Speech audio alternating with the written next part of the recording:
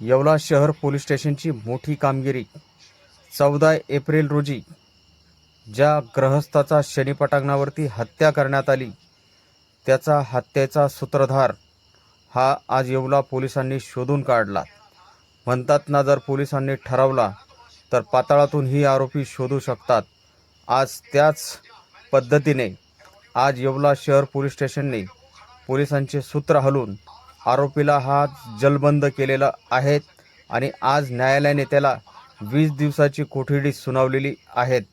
ही सर्व काही 26 रोजी रात्री मिरवणुका सुरू असताना आम्हाला एका इस्मानं मिरवणुकीमध्ये येऊन सांगितलं की शनी पटांगण येथे 2 इस्मांच्या वादातून एका इस्मानं दुसऱ्या इस्माच्या डोक्यात दगड टाकलेला आहे.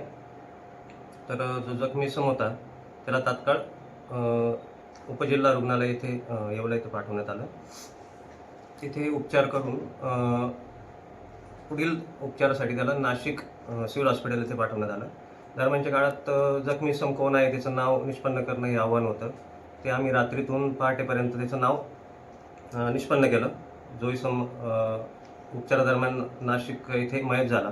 त्यानंतर पोलीस पथकानं मुकेश पंचनामा केला, PM करण्यात आलं. तेथील त्याचा जो भाऊ होता, भावाचा जबाब नोंद करून FIR दाखल करण्यात आली.